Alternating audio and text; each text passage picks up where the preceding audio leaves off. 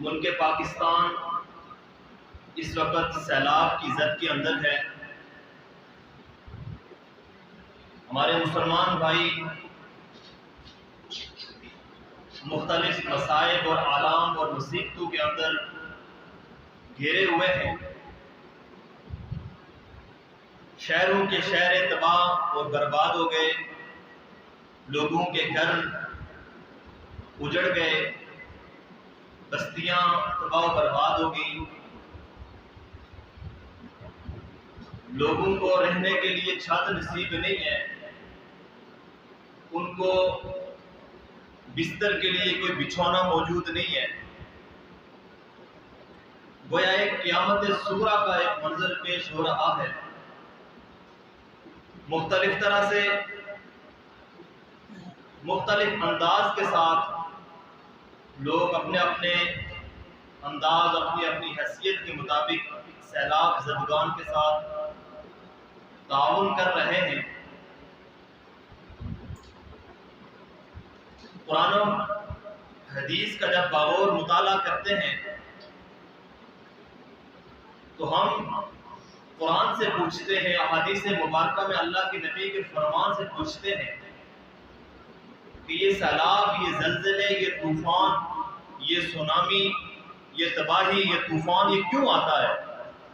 اس کے اسباب کیا ہیں؟ اس کے فیکٹرز کیا ہیں؟ اس کے عوامل کیا ہیں؟ ہر ایک شخص اپنے اپنے انداز کے ساتھ اس کا جواب دیتا ہے۔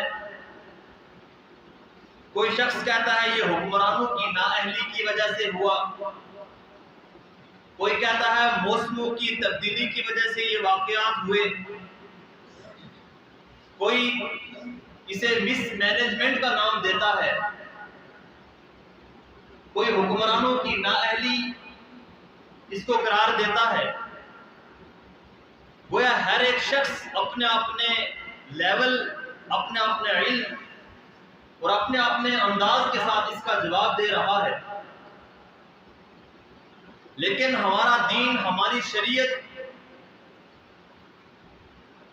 ہمارے دین اور ہماری شریعت نے بیت اللہ سے لے کر بیت الخلا تک کوئی ایسا موقع نہیں کہ جس کے بارے میں انسانوں کو تعلیمات فراہم نہ کی ہوں۔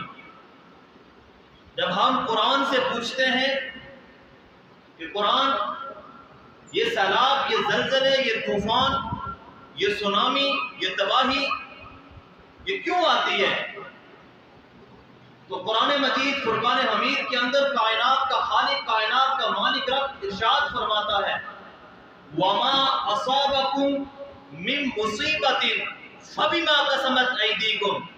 ارے انسان، تو اس کو مس مینجمنٹ کا نام دیتا ہے، تو اسے حکمرانوں کی نااہلی کہتا ہے۔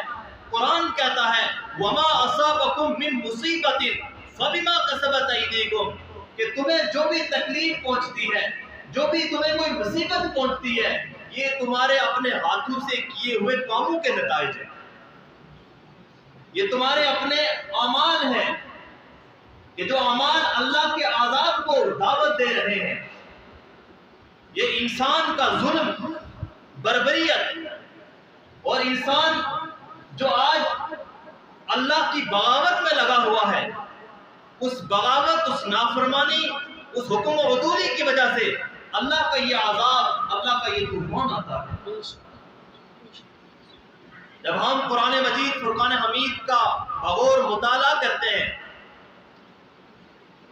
تو ہمیں مختلف قوموں کے اوپر مختلف عذاب آتے ہوئے نظر آتے ہیں۔ حضرت شعیب علیہ السلام کی قوم ایک جرم کرتی تھی، ناپ تول کے اندر کمی کرتی تھی، اللہ نے پوری قوم کو تباہ و برباد کر دیا۔ قوم لوط بے حیائی کے کام کرتی تھی، فحاشی اور عریانی کے کام کرتی تھی، لیکن جب اللہ کا عذاب آیا تو اللہ کے عذاب کی وجہ سے نیچے کی زمین، اوپر اور اوپر کا سارا عذاب ان کے اوپر نازل ہو گیا۔ قوم عاد، قوم سمود، جب ان کا مطالعہ کرتے ہیں، انہوں نے تکبر کیا، ظلم کیا، وَإِذَا بَطَشْتُمْ بَطَشْتُمْ جَبَّارِينَ، بڑے ظالم تھے، اور پھر اللہ کا عذاب آیا، پوری قوم کو نیست و نابود، تباہ و برباد کر کے رکھ دیا۔ صرف ایک جرم کی وجہ سے. لیکن آج مجموعی طور پر جب ہم دیکھتے ہیں کہ آج قوم ہر ایک گناہ کے اندر مبتلا ہے، ناقوم کے اندر بھی کمی ہے، بے حیائی کا، فحاشی کا بھی ڈنکا بج رہا ہے، ہر ایک جگہ پر ظلم اور بربریت ہو رہی ہے، قوت والا کمزور والے پر ظلم کر رہا ہے. اللہ کا عذاب نہ آئے تو کیا ہو، اللہ کی پکڑ نہ آئے تو کیا ہو. پاکستان کے اندر ویڈارانہ نظام، سرمایہ دارانہ نظام نے انسانی زندگی کو مفلوج کر کے رکھ دیا ہے.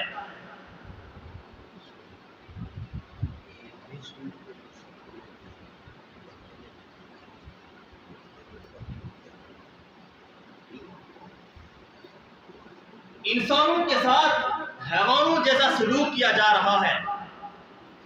ملک کے اندر فحاشی کے اڈے قائم ہیں، ملک کے اندر زنا کے اڈے قائم ہیں، ملک کے اندر اللہ کی نافرمانی، بغاوت ہو رہی ہے.